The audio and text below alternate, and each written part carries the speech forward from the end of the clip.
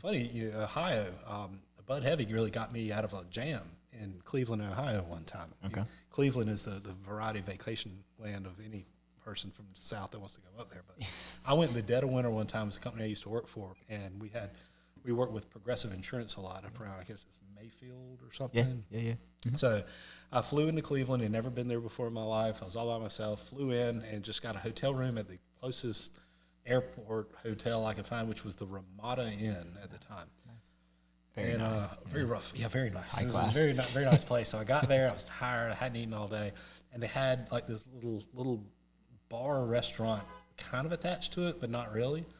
And I was hungry, man. And I wasn't going to drive around Cleveland in the middle of the night because I'm just not going to drive around Cleveland in the middle of the night. No offense.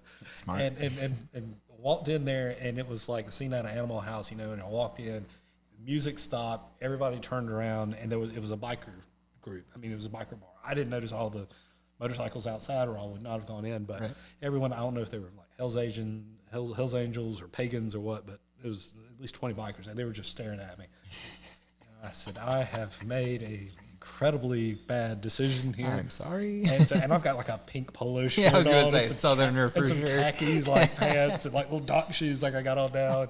This whole place was like, what is going on? And so I just kind of went in and I sat down at a table, and they did not stop staring at me. They were just looking at me. And this waitress comes over, and she's got maybe 3 teeth, sweet as you could be, though. And she was like, are you in the right place?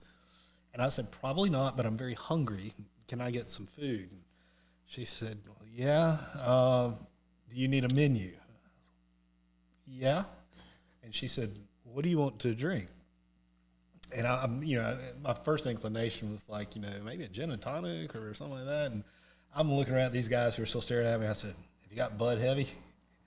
And then I heard one of the guys goes, whoo, thank goodness, like that. And she said, yes, we do. And so she brought me a big old frosty mug of Budweiser, and they came over and said, we thought for sure you were going to order some girly drink or something. And I'm like, no, man, I'm from the South, and I started talking in my country voice, and they were like, oh, yeah. And so we had the best old time. They were like, oh, North Carolina, you know where so-and-so is, and this, and I rode through there, got in a fight in a bar in Fayetteville, and it was like, and ended up getting a steak there. They had a steak special, like $9.99 ribeye with a baked potato.